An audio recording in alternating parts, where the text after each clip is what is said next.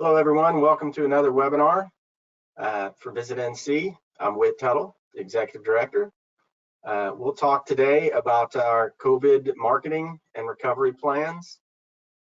We will go through this all, and then we'll have a question and answer session at the end. So hold your questions. If you've got a question, you can put it into the questions tab on your screen there, and we will get to those at the end.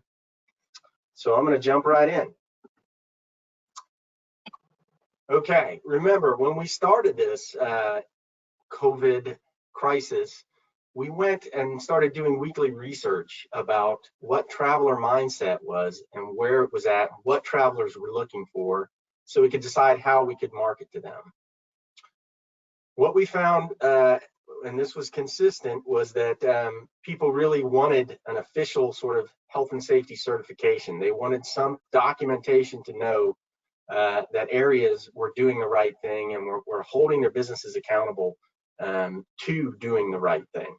It was one of the key points we saw in the research. Another key point we saw in the research was that when people wanted to be advertised to, they wanted to hear the facts, but they wanted it in an honest, friendly, and fun and entertaining way. They did not want it to be authoritative at all. So those were really the facts we knew. We received $5 million from the legislature, first on as part of the CARES Act, to be able to market to safe travel, to get people to travel in a safe and socially distant way that doesn't reintroduce the epidemic. That was what we were tasked with. And so for that, we came up with the Count on Me NC campaign. Hopefully you all know about that and you've been there, countonmenc.org. That site, we have the videos up, we have commercials out, we have the site runs in Spanish and in English. We understand it's very important to hit our Spanish speaking population with this. And so we took the $5 million, we designed that course. And what I think is unique to that, and I've spoken with travel directors all across the country, is we actually have these official training modules that businesses can take, any type of business can take, and get actual training from food and safety experts on how to operate in a COVID safe way. It's been very successful. You know, we've had thousands of businesses join up. Page has almost had 200,000 views to it. About 10,000 consumers have done it because there's a consumer pledge as well. So we've been very, very proud of that effort to get our people and our businesses doing the right thing. Now, the next thing to do is to promote that. And I will say our partners have done a tremendous job of helping promote Count on Me NC and what we've done there. So we're really thrilled with that. But we knew we had to get it out to North Carolina residents and people that are close that will be traveling here. So as many of you know, we came up with the idea of a sticky song. And the idea was this would be a friendly way to get the message across that's not authoritative, but is memorable and allows it to stick in people's heads. And I'm sure many of you have heard the song, you've seen the videos. And I wanted to talk really about the results today. So we've been really thrilled with what we've gotten out of this program so far. Of course, our campaign is primarily digital because we have to be fast and flexible with it. But what we've seen great, we've got a 15-second in English and Spanish, we got a 30-second, and we have a 60-second that are out there running. We've done primarily YouTube TV. We've done some OTT TV, which is for those cable cutters, YouTube TV, that kind of stuff, and also some pre-roll. We're really thrilled with the completion rate that we're getting on it. It's really high video completion rate. So we're thrilled with that. We think that shows that people are interested and they're paying attention to it. They're not skipping it. Many of you hopefully have seen that we've done some out of home as well. People are out driving, they're in their cars, they're trying to get outside. So we want to hit them while we're there. These billboards are all over the place. Particularly, I was just driving through Charlotte yesterday and saw them there. So I know they're out there. Hopefully you've seen those messages. We've gone fairly light on the print because we have to be flexible, and we didn't know whether this situation would get worse or better, how it would flow. but we were able to do some an ad in our state, which we had Coach K and Lloyd Williams. I think that was really impressive. We've also sent e-blasts out to our audience. These are people that are engaged with NC, not just in North Carolina, but throughout the country, fans of North Carolina, and we've seen really high open rates on the emails. People are interested in this program and doing it. So we took that $5 million and we basically got a campaign that's set to go through December 31st, because that's when we have to spend these CARES Act funds. That's the deadline for spending them. So that's out there right now. And we wanted to make sure you guys could join in that campaign as well. So hopefully a lot of you have gotten the partner toolkit. It's got all our stuff on it, and you can use any of the stuff that's in there in any way. And everybody's accessible to that. And then the last piece we did for it is called Outdoor NC. What we realized is that a lot of people were getting to the outdoors that hadn't been to the outdoors before, and we were having a lot more people in our outdoor areas and regions. And that's not just the mountains, that's outdoors on the coast, it's outdoors in the Piedmont, it's outdoors all across the state. So what we wanted to do was have a campaign to make sure that when people were getting out there, they were behaving correctly in a COVID sense way, but also in a way that's helps nature and is sustainable for our outdoor regions, because that's our big calling card. We really need to protect that. So we teamed with Leave No Trace on this program called Outdoor NC. You're going to see a lot more coming out with it as we go along, but we're excited about that. So that was the first stage, and then the legislature came back and they added 2 more tourism funding programs that I'm going to talk about today. So the first one was a $10 million stimulus investment to our marketing budget, in addition to the $5 million that came along. So we looked at how we could do that. And the initial plan, if you remember, back in March, when we formed a tourism working group with the help of Senator Gunn and Senator Edwards, we came up with a $20 million cooperative campaign where we said we would do some type of grant or credit program of about $5 or $6 million. So when we got this 10 million, we thought, well, we'd like to do a marketing credit program that gives all the DMOs that work with us and all the tourism promotion organizations the ability to work with us and to buy into our program. We didn't do a straight grant because there are a lot of issues with doing a grant with the CARES funds. And as EDPNC, we are not allowed to do grants unless the legislature specifically tells us we can do a grant. And that's what happened with this second piece of funding. The legislature put in $1.5 million for a tourism recovery grant that we are supposed to work with NCTIA on.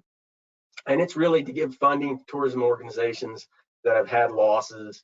It's very similar to Commerce's job retention grant that you heard about last week. And we are consulting with NCTIA on this. I'm not going to talk that much about that grant right now. We are working with the state's pandemic recovery office to try and fill out the qualifications and get an online application up for that, for the job recovery grant. We hope to have that up as soon as possible. It hasn't gotten through yet, so I'm not really going to talk about that. Both these programs are tied to the CARES Act, so there are all kinds of restrictions and issues with the funding. So I'm going to go over some of that just so we all know what's going on. So any of these funds that are tied to the CARES Act have to go through the North Carolina Pandemic Recovery Office, which is a part of state government that was set up specifically to deal with funding from the CARES Act or other COVID-related stimulus packages. We had a meeting with the Pandemic Recovery Office. We've had several, and they told us the guidelines that they are functioning on, which is essentially that most of these funds are not strictly for revenue replacement. So you can't go and say, I've lost $5, you need to give me $5 so I can do what I normally do. Our program is specific in that these funds need to be spent on educating people on ways to travel in a safe and socially distant way to prevent community reintroduction of the pandemic. That was specifically put into the legislation behind the $10 million that we received, that was what those funds were set to go for. So that messaging has to be COVID-19 related. And if we're doing something we would have already done, because as I explained to the Pandemic Recovery Office, well, everything we do, we are still doing, we're just doing it in a different way.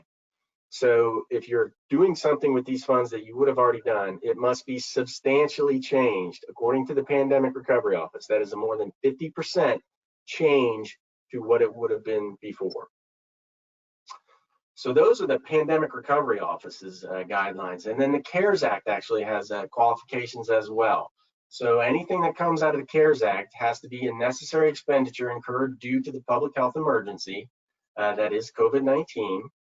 It has to be spent on things that were not accounted for in the budget most recently approved as of March 27th, 2020, or as I said, that have been substantially changed by COVID-19, more than 50% changed. So this isn't for regular advertising that you would have done.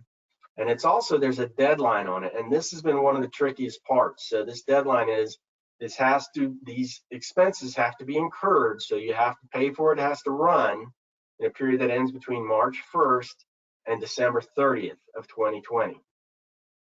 We had hoped that we'd be able to pay for it and run the ads in next year. That was not allowed by the federal government. We'd also hoped that the second stimulus package would come along and extend that deadline all the way out through 2021. That also has not happened. So if you'll remember, when we first came up with this marketing plan, our idea was to survey travelers' mindset every week until we got them to the point where they were ready to hear a travel message and ready to travel. And that was when we would jump in with our marketing plan. Well, we had hoped that would have been in the late summer at first. Then we had hoped it was in the fall. And now I think most people are looking at it as the big real time to travel will be spring and summer of next year.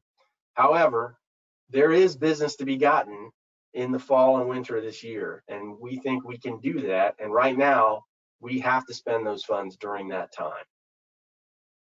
So what we did was we came up with a marketing credit program. We've basically gone out and created another co-op program that is more locally focused. It's about 80% focused on North Carolina. It's highly digital. It's going to be easy for people to get to. And we're redeveloping that co-op program. So we've got that co-op program, and we're going to allow you to join in with us. Now, the way we're going to keep this to where it develops and implements COVID-19 specific concepts, strategies, and materials as the law allows is our aspect of that co-op program is going to continue to be the Count on Me NC campaign, because we're not ready to move into an inspiration campaign yet. We are still where we need the people to count on me NC. We need them to express those correct behaviors in order to get traveler mindset into the point where we can move into that inspiration campaign. So we have this $10 million. We wanted to do a campaign. We wanted to engage our partners as well. So we took a subcommittee of the Travel and Tourism Board, and we tried to devise a way to provide equitable distribution of the stimulus credits to recognize destination marketing organizations across the state. So what we've done is essentially created an expanded co-op program. So Visitnc and our partners can collaboratively work together to inspire safe travel planning. And because we are framing it in our Count on Me NC program, that covers the CARES Act and the Pandemic Recovery Office requirements for being about CARES Act and safety and recovery. So our partners and their co-op ads in there can be about visiting whatever their area is and what a great place it is to visit. Because they're part of our co-op program, they will be covered. So if we didn't do that, every single ad would have to be about COVID safety, and we just don't think that would be an effective way to market. So when we say our partners, who is eligible for this? Well, the subcommittee looked at it, and they wanted to make it as wide open as possible to allow as many partners as possible to join in this. So what we've done is basically anybody who's a governmental entity authorized to collect an occupancy tax throughout the state through their TDA or a DMO, they're eligible. Also, DMOs in the state, these are organizations that are promoting travel to an area or a region that don't receive occupancy tax, but are still recognized by Visitnc as part of our county contact list. They are eligible as well. So If you're an organization that collects an occupancy tax, you're there. If you're a county that's promoting tourism or a region that's promoting tourism, we're going to allow you to participate as well. It comes out to about 200 partners that are eligible for this program.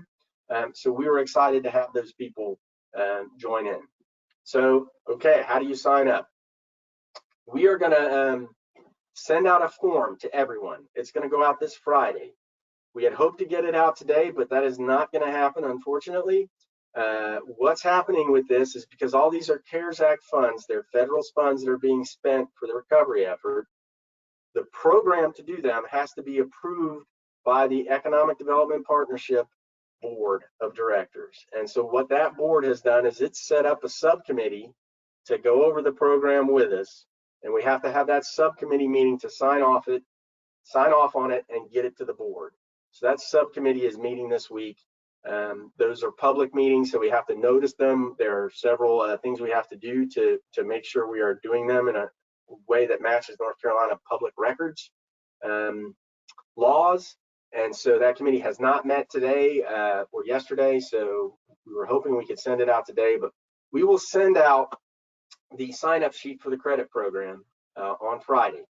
When you get that, you're going to have to return it to us, certify on that, you will sign on that you are an eligible entity, and we'll also need you to provide documentation of negative impact of COVID-19.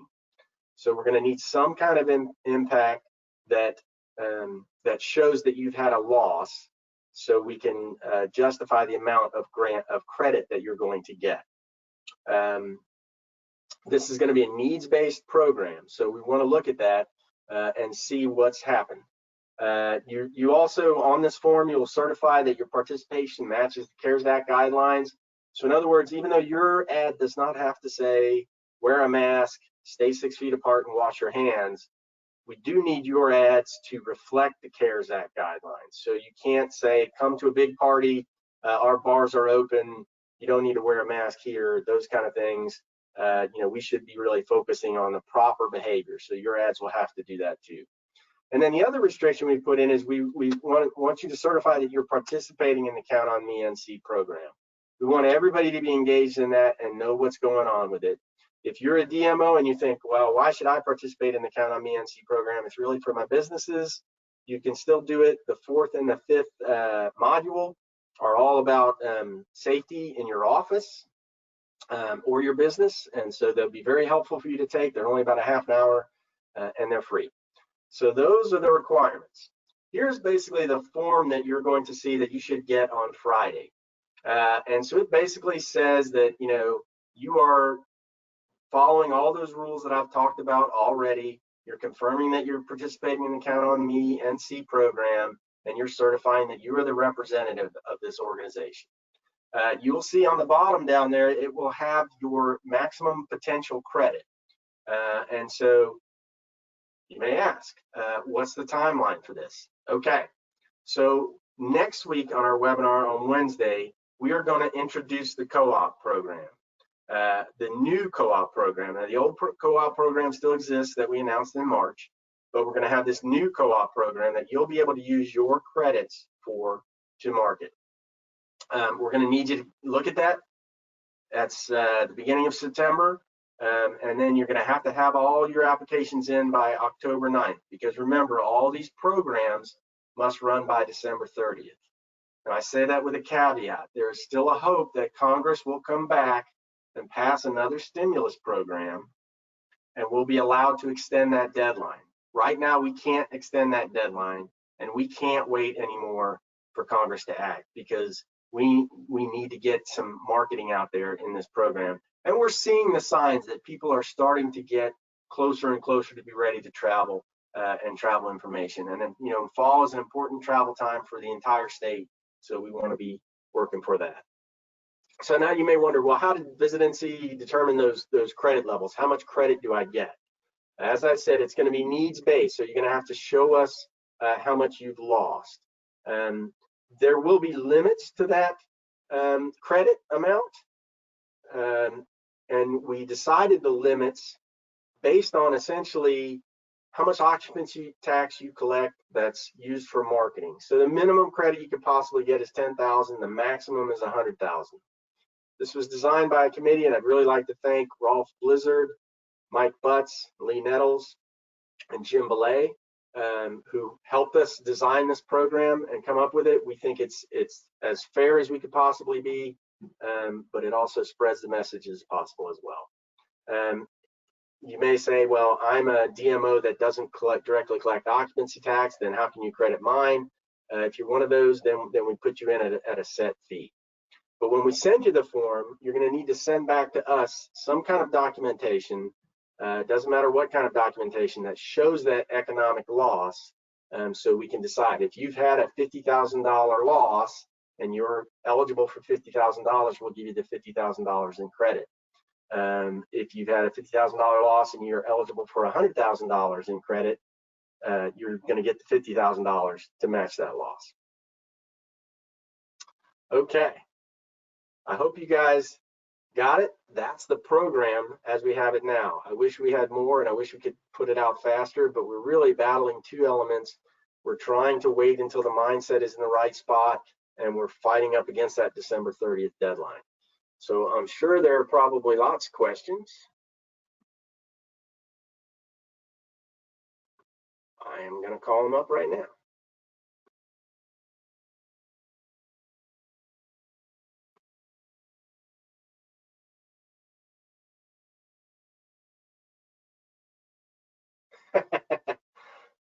It's okay. Someone asked, can we fill out the paperwork for you? I wish we could. No, you guys are going to have to do it. We will have a list of everyone who's eligible up on our partner site on Friday. So if you do not get that email that says, hey, here's who you are and here's what you match, you can go to there and look. And if your organization is not on there, please contact me, and we'll figure out why you're not. You should be on there. Okay, and so this is a good question too. What qualifies as documentation of a negative impact?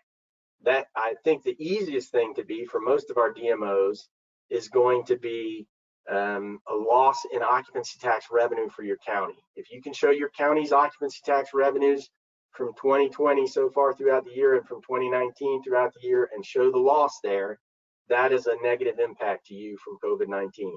That's a direct way of showing it. That's great.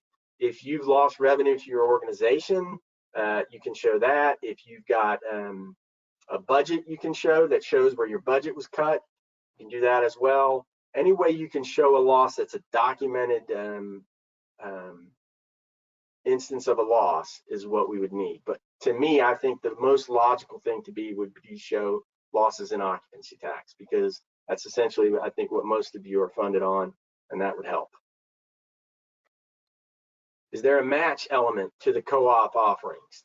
There is a match in that we buy down the co-ops, so you're not going to be paying the full price of what you would pay if you had to pay this out on where you are, and that will vary. This is going to be run just like our regular co-op program. So it's not specifically a match, but we are buying down all the buys in the co-op program. Where can the credit be spent? Okay, so the credits can be spent in our co-op program. We had hoped we could also do the travel guide as well as part of the co-op credit program.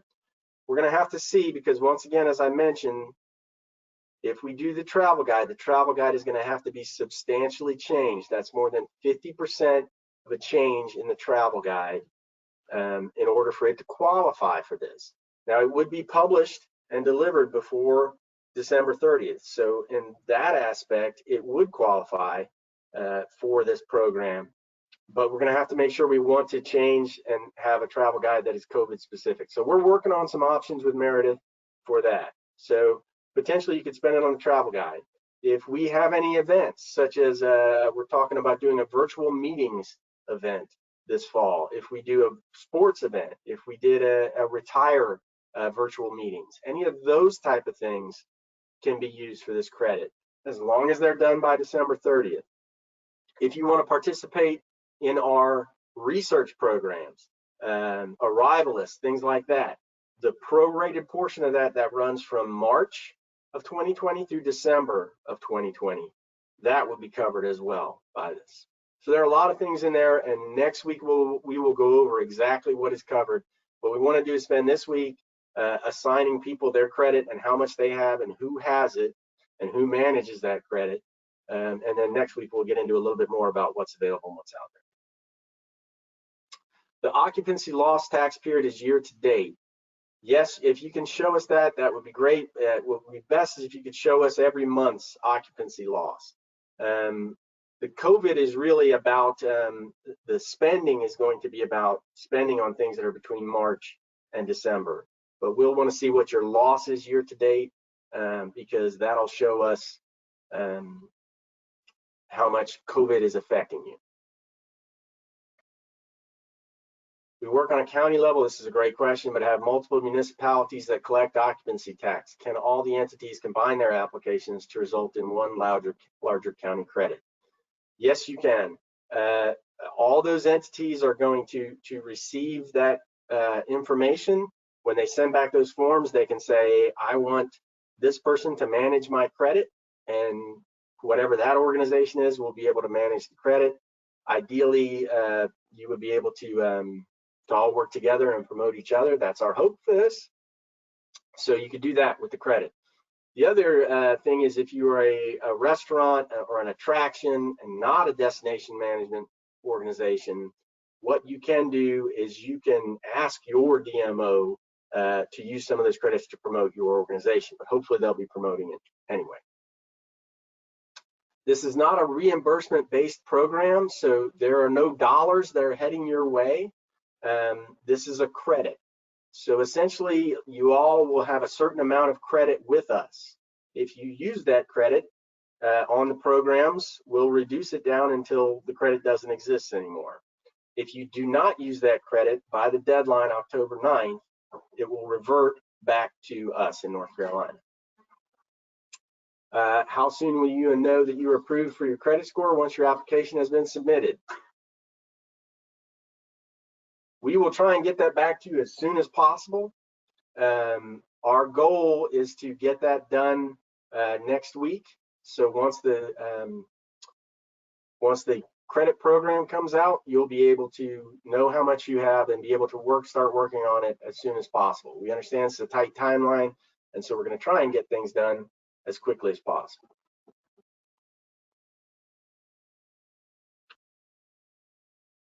Okay, somebody asked how they can access the recordings of these webinars. The webinars are all at our partner site. That's partners.visitnc.com. If you go to partners.visitnc.com, that's our partner site, and you look on the left-hand side, there'll be a menu down there, and down at the bottom, they'll say COVID-19. Click on the COVID-19, and that'll give you an access to a link that shows all the webinars we've done, and also has a link to the partner toolkit for this. Next question. So the DMOs, TDAs need to be able to create new assets that are COVID compliant. Correct. Not necessarily. So what's going to happen is our ads in these co-ops are going to be COVID related. They're going to talk about Count on Me NC, which is really a safety campaign, not an inspiration campaign. Your ads can be inspiring. They can be about inspiration, but we need to make sure they're inspiring based on the correct behaviors. So we would not want you to show an ad that showed a rock concert that had people that were standing right next to each other not wearing masks. It doesn't mean you have to show people wearing masks. You can show people sitting outdoors, spaced apart at the proper distance, and those kind of things. So they, in a way, they have to be COVID compliant. So we don't want any ads that don't show the correct behaviors being done, but they don't have to be specifically safety messages. We are taking care of that, and that's part of the reason why I think it's beneficial that this is a credit program and it's all cooperative.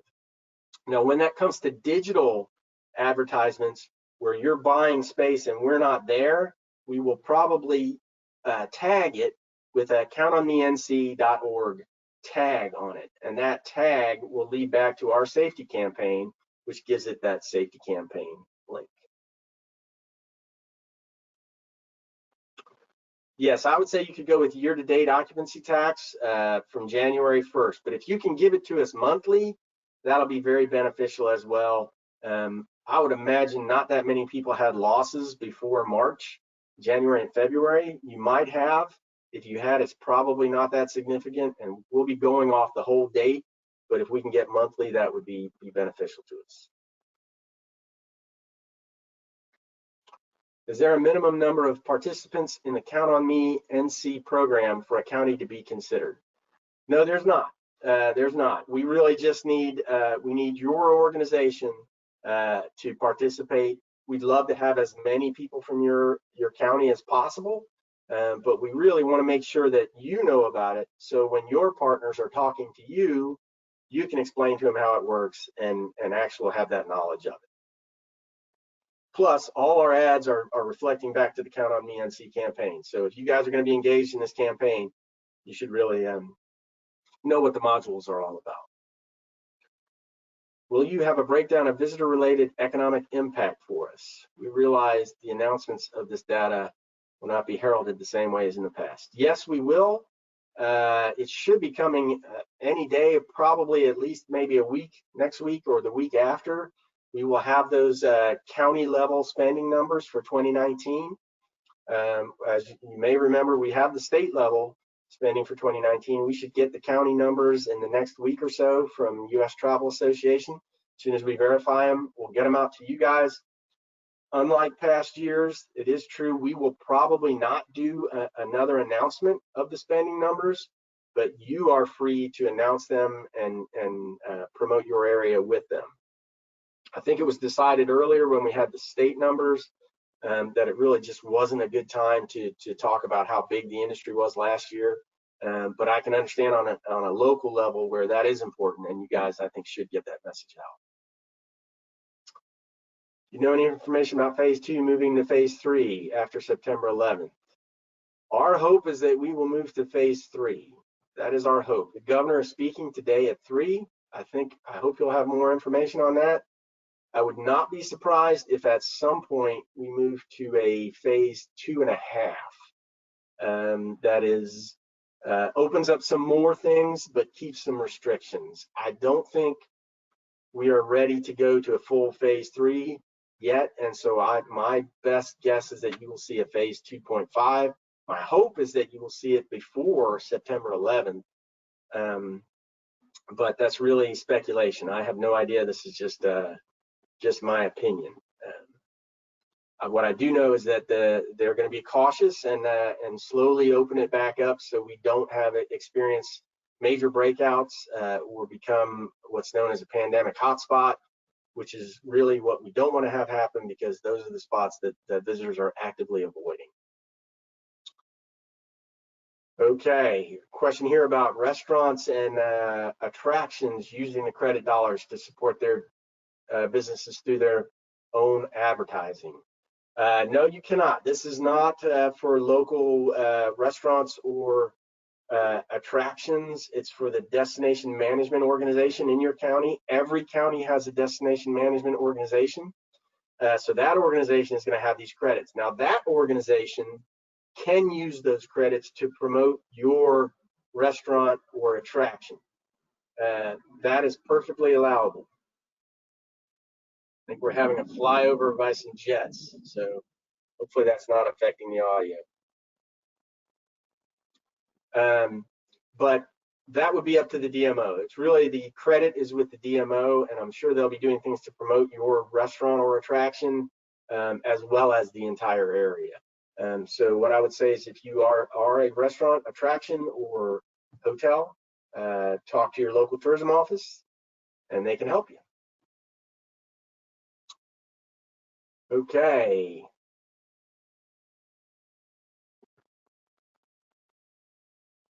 So Visitnc will be creating a new co-op program. Must we choose within that? This is a tricky question. Yes, we are creating a new co-op program, and it's going to be a lot more locally focused. It's going to be in-state stuff. We're going to have stuff with the in-state newspaper print program. We're going to have TV and video that focuses on in-state residents. So that's different than our usual program that's out there already. Now, if you want to advertise in the current co-op program, it's possible to do that with these funds, but then you're going to have to make sure you meet the CARES Act requirements in that this was something you weren't planning to do before, and this is something that's substantially different than the way you would have done it before, and your ad has to encourage people to travel in a safe and socially distant way that doesn't reintroduce the pandemic. So doesn't necessarily have to be a safety message, but it has to be more linked to safety if you're going to be in the regular co-op program. Okay.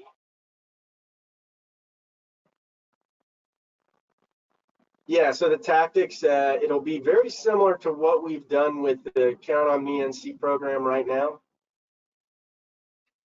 I hope you guys can't hear all these jets. It sounds like the Air Force is doing some training over my head. But it's going to be very similar to the Count on Me NC program right now. It's going to be much more of a focus on digital. It's going to have some connected TV. Exactly, the geographic markets outside NC would be just ones that are right on the edge of the border or key markets such as Atlanta.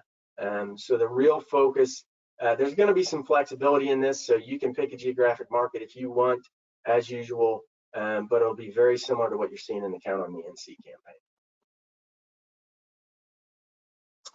Could this credit be applied to placements that were already signed on with Visitnc for fiscal year 2021?